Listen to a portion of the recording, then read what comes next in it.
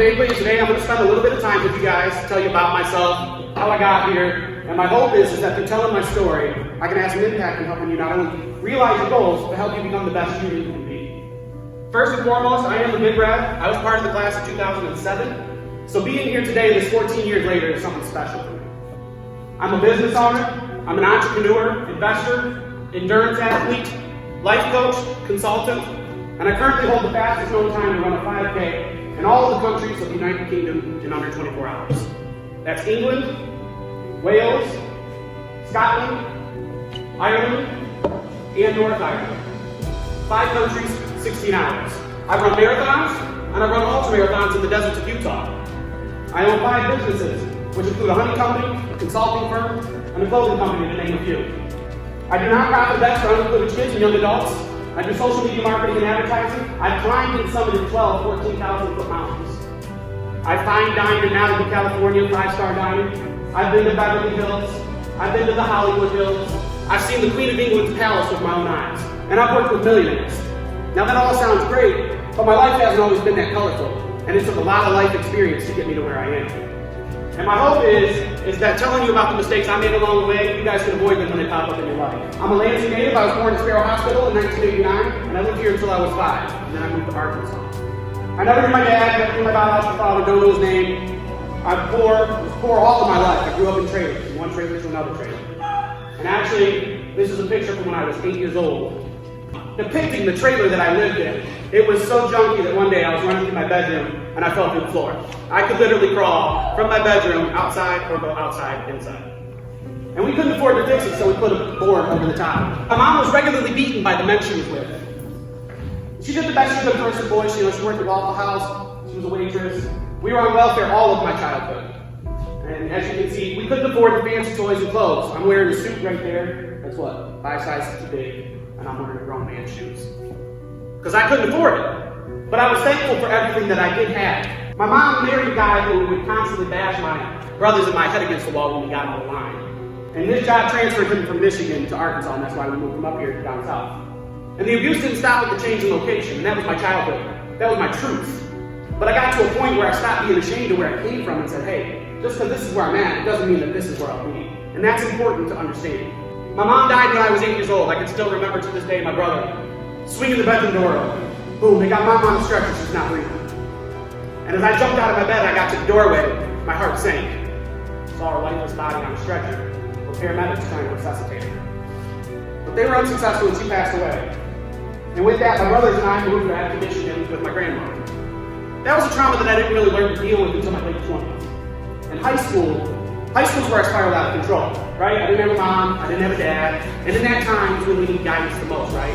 Trying to fit in, trying to be like, trying to be something bigger than ourselves. Freshman and sophomore year, I had taken the wrong turn yet. I was on honor roll, good grades, rarely absent from class. But then I started surrounding myself with people who weren't fit for my future. I started getting involved in gang activity. I seen that right back. I seen that white hat. And that's me in those shorts.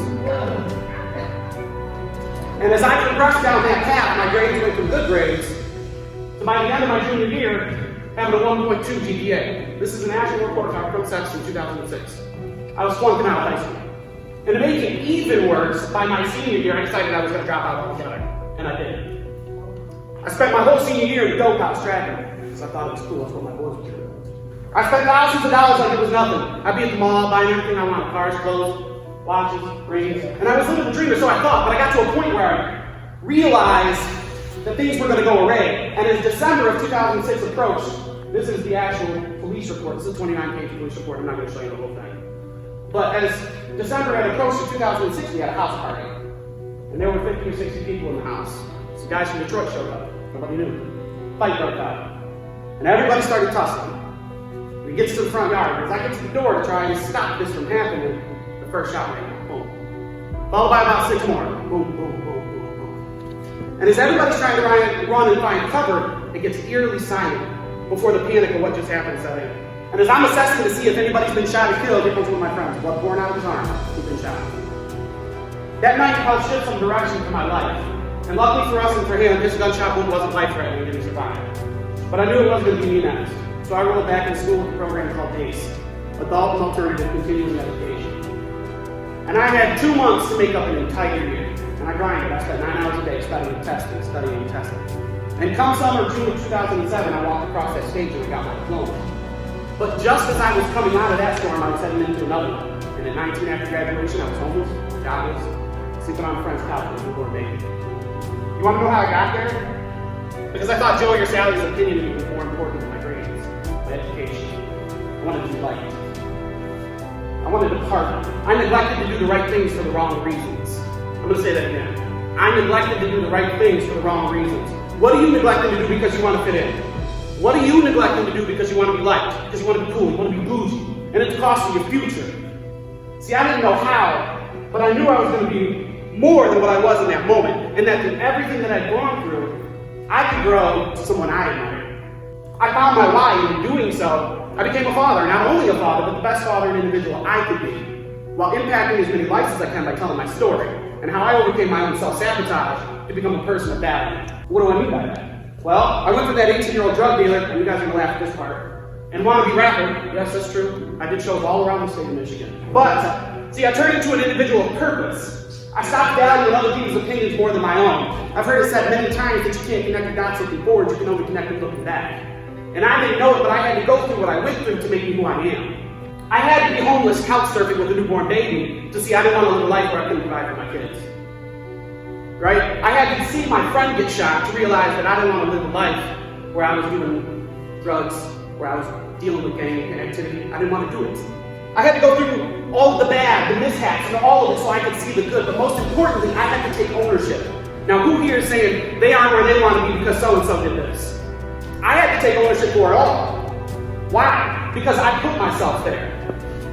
I was too worried about what he or she thought of me than what I thought of me. I was thinking with ego rather than character.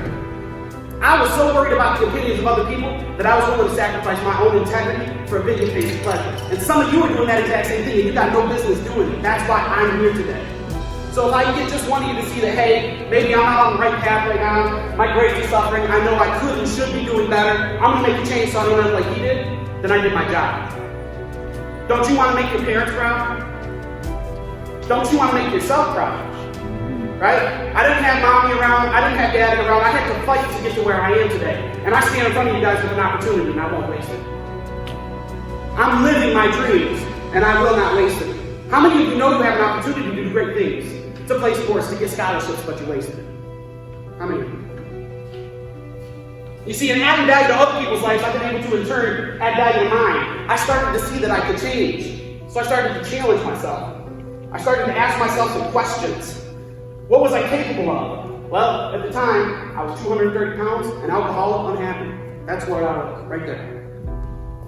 And I started to realize that I could change. So I wanted to get healthy. I started to run it. At first it was around the block. Then it was a mile. Then 2, 4, 6, 10, 15. I started to wonder, could I run a marathon? Could I set a world record? Could I own a business or businesses? Could I speak to people and show them that this is possible too? I started to put work in every area of my life, and not just one. Some of you are only working in one area of your life, and that's why you're suffering in another. You got to have the discipline to work in every area of your life. Your educational life, your relationship life. Every single one of those seeds needs to be watered, they won't grow. I know you guys probably like, talking about seeds. Let me say it like this. Try to imagine, if you can, the soil in your mind, right? And these two are alike in the ways that whatever you plant in them will grow. How many of you agree with that? Right? So if I've got 2 seeds, one's poison and one's potatoes, and I plant that seed in the ground, and I water it, I care for it, I nurture it, what's going to happen? It's going to grow, right? The soil is indifferent. It doesn't care what you put in there, whether it's poison or food, it's going to grow. And much like your mind, if you plant the seed of I can't, and you tell yourself all the time that you can't, you're watering that seed, it's going to continue to grow. You become an I can't person. Here's an example. Hey man, so same guy 6 months later. Hey man, let's go to Colorado. Go climb some mountains. Can't. Same guy 1 year later. Hey man, let's go out to Malibu. We'll go down on the beach. I can't. And then you ask this person why they can't. And since they've been telling you for 3, 6, 12 months why they can't, they're ready to pour it on you. I can't afford it. I can't get my car to start. I can't get a babysitter. I can't find plane tickets. I can't. You see, every time an opportunity knocked, this person who'd been planting the seed of I can't continued to water it, so they couldn't see an opportunity. But But what happens if you stop watering it? What happens if you don't water your flowers? They die, right? So why don't you stop watering I can't, let it wither and die, and why don't we plant a new seed of I can? You can go every place you want to go, you can see everything you want to see, earn all the money you want to earn, and live where you want to live, but your chase has to be bigger than the race. I'm saying your purpose has to have pull, or your desire will die. Life's going to lay you flat on the back, but if you can look up, you can get up, and I'm telling you guys to stand up and go. I didn't just end up here. I spent thousands of hours learning. You got to earn it. I didn't just start being successful today. I've been doing this for years, but I'm here now because of it. And it's all possible if we cultivate the skills necessary and take action toward achieving them. I found my purpose and I'm living in my why. I'm living in my gifts and I'm giving them to the world. I did lose the weight. I did run a marathon. I did set a world record. I own businesses and I traveled the world, but not because I was dreaming, but because I did the things necessary to achieve them. You've all eaten famous taco, right? And if you haven't, you at least know where that restaurant is here in town. Yeah? Well, guess whose company owns their or makes their shirts? Mine. And guess whose hunting company puts on nonprofit events for underprivileged kids to get outdoors? Mine. And I'm not saying these things to be braggadocious. I'm saying these things because someone who was most certainly headed for the penitentiary turned his whole life around. And I know that you can turn the page and write your story how you see fit. But you gotta have the discipline now. You can't get that college scholarship if you're not paying attention in class. You can't get that Lambo if you're not paying attention in economics. Your life is based on what you learn here now in this school. But it's also what you're learning when nobody is watching. What are you doing in the dark? Are you gaming or are you grinding? And I say gaming or grinding because you're either working towards where you want to be or you're playing with your future, not grinding with the present. See, for me, I couldn't I couldn't lose the weight if I'm running and then eating pizza right afterwards, right? It takes an apple. Makes sense. I couldn't set a world record being who I was at 18. I had to grow. I had to change my mind, my thoughts. Who was I around? We all have that ability. You don't have to follow in their footsteps or their footsteps. You don't have to be who you were yesterday. You're not a dog. You're not a tree. You're not a goose. Your life isn't guided by your DNA. You have the ability to go where you want to go and do what you want to do. And I know because I used to think I couldn't do this. I used to think this wasn't possible for me. You have the ability to change directions, guys, and how you think pours massive ingredients into your personal philosophy. I went to 6 countries just before the pandemic, and I couldn't have done it without education and growing. I started surrounding myself with successful people who had goals, who had visions. I had dinner with millionaires because I was intentional. I wanted to be like them. I got specific on who I was listening to, who I surrounded myself with. And I went to every conference I could. Who here knows who PT with hip-hop? See, in 2017, when I started this, I heard a video of him on YouTube. And something clicked in my head, and I said, one day, I'm going to hear this guy speak. But not only am I going to hear him speak, he's going to pour his insights into me. He's going to become my mentor. In fact, I'm going to do what he's doing. And so you see, when I really did initiate and start doing this, every time he was in town, I was there, silently absorbed. I wrote every word. And that's a big difference. You see everybody else in this picture, what are they doing? They're just looking at it, right? Nobody's writing. I'm the only one. I had a plan. I wrote it. I silently absorbed everything. And then I took action. And I went from spectating and hearing him speak to E becoming my mentor. And every time that he was in town, I had questions and he had answers. I'm doing this now because of E. Who's got you doing what you're doing? Who's influencing you? I listened, I absorbed, I changed, and then I acted. The blueprint's already out there. You guys can make the change. It's going to bed on time. It's getting up early. It's taking an extra 10 minutes to study for that test while everybody else at lunch is gossiping. What are you doing when nobody's watching? Stop playing on your phone and playing with your future and get serious about what you want to do and be. You got a $1,000 phone with $5 to your name because you keep upgrading your technology, your clothes, and what else? But you're not upgrading your skills, habits, and rituals. And until you do, you're going to keep getting what you got. So why did I surround myself with millionaires, leaders, and people of influence? Because I wanted to learn their habits. I wanted to learn how to create wealth. I wanted to learn their principles.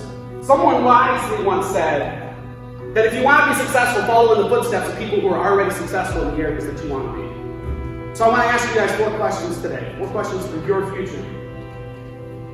Where do you want to be successful?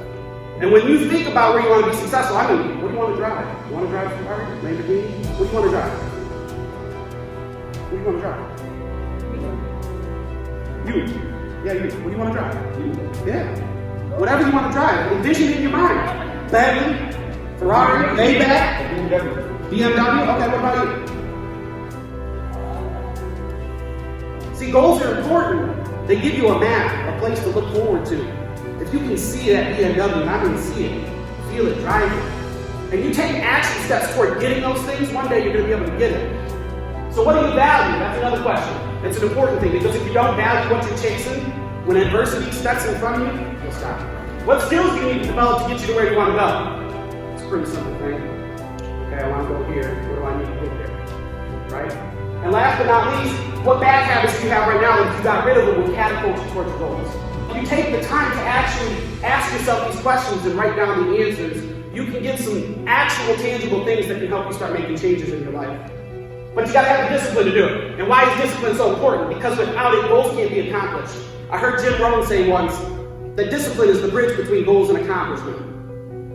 Right? It's the ability to do what you need to do, regardless if you want to do it or not. See, I didn't want to sit in the house and market my company when the guys are all out having a drink, watching the game. I wanted to be there too. But I had a vision, and I had to do what was necessary even when I didn't want to. Doing what I said I would do long after the mood I said it and it left. I was committed to change. I didn't want to be that kid anymore. I didn't want to be homeless. I didn't want to fall short of my promises and then blame others when my circumstances didn't match my blueprints.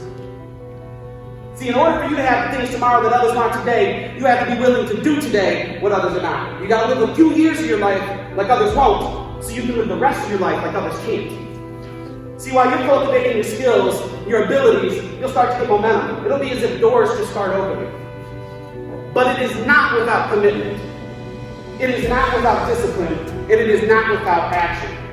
If it was easy, everybody would do it. I've had many setbacks. I've fallen time and time again, but I always stood back up, right? Those adversities teach you lessons to take into the future. I have this saying. Recessions teach lessons for progressions. Now, what do I mean by that? Well, when we go through a struggle or a setback, do we normally do the same thing again? No, we're like, okay, that didn't work. Let's try a different method, right? So we tried a different method, that didn't work. Try a different method, that didn't work. Try another one, it worked, right? So now you progress and move forward, and this process repeats itself. Life's going to have many setbacks. I've lost loved ones. I never knew mom and dad growing up. In fact, I lost my uncle to suicide just a few months ago. I've failed more times than I succeeded, but none of those failures would have happened without or successes. So you see, in business, if I fail, it taught me to try a different tactic the next time around, right? So if we can shift our perspective from failure to lesson, we invite failure, right? It's like, okay, life, I see you trying to teach me a lesson. I'm open and willing to learn. Here's a perfect example. When I launched my clothing company, I linked an old PayPal account that was no longer valid to our online store. You know what happened? We lost 64 sales on our grand opening because of that. But rather than throw in the towel, I got to work on finding a solution. We figured out where the error happened, and we worked diligently to get it removed and have the proper account by the next day. But what did I learn? Is that it's not always going to go the way that you want. Life's going to punch you. Are you going to quit when it gets hard? Being successful isn't easy. It takes more than most are willing to give, and that's why more people aren't successful. Did you know that only 1% of the population's got 90% of its wealth? Don't you want to be a part of that 1%? See, when you accept and take responsibility for the things in your life, you gain the power to change everything in your life. You're not failing English over there because Joey's talking to you. You're failing English because you're not in an outside circumstance to disrupt your internal emotional actions. Who you've been doesn't determine who you'll be. That's in the decisions you make in the here and now. And learning lessons in recessions. Because the Creator isn't going to give you anything you aren't ready for. Now, how many of you have heard the saying, birds of a feather flock together? What do you think it means?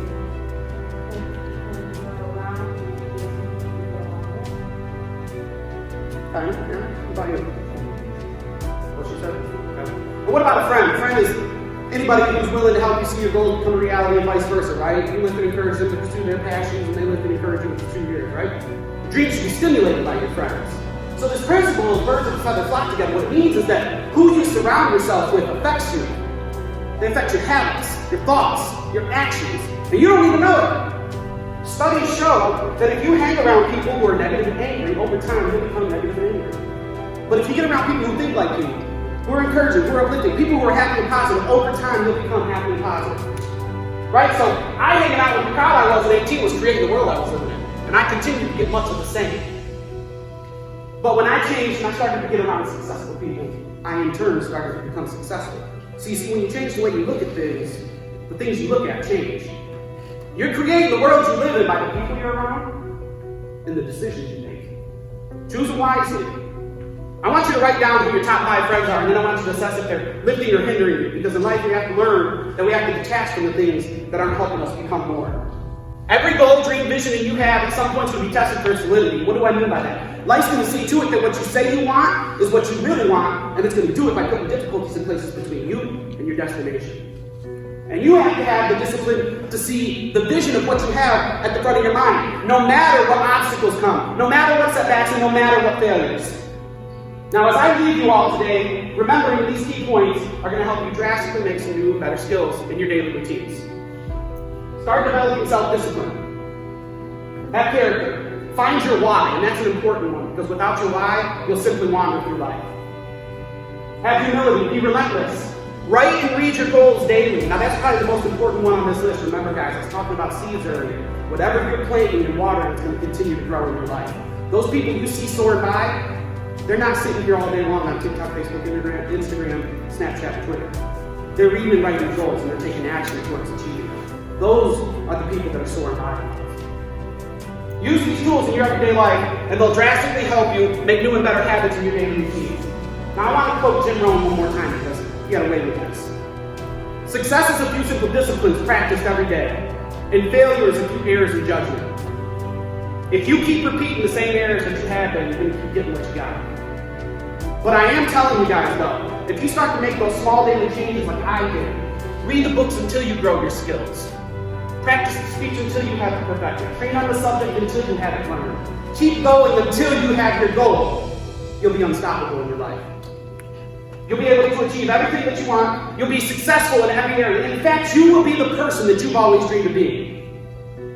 But success isn't a destination. It's a process. Because once you get to that destination you always dreamed of, you'll be able to see and go further.